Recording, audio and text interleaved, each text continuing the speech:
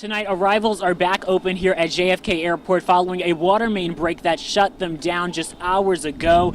It added insult to injury as the airport was still recovering from the bomb cyclone that brought flight disruptions nearly 4 days ago.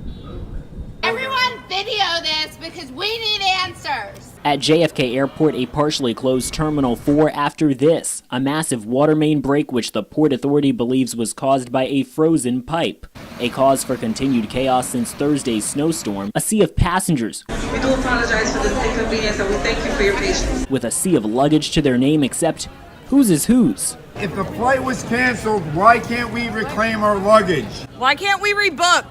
Can you tell me where my kids are sleeping tonight? Not getting out until days later, even though the mess took off days ago. 45 minutes to get your luggage after waiting days. 45. An hour and 45. Waited 3 days for a flight. After waiting 3 days for a flight. Passengers scheduled on the hundreds of delayed and canceled flights since the storm still need to get here, and JFK simply doesn't have enough gates for them all. Planes that arrive can't depart until they are fully deplaned. That means bags too. A true ripple effect. Because my flight was cancelled, I lost my flight to Ukraine at midnight. The connecting flight that you were trying to get to. I lost it because it was separate tickets. Port Authority Executive Director Rick Cotton calling it all, quote, unacceptable, launching an investigation, saying he'll hold the responsible accountable. We want a refund. We want to be compensated.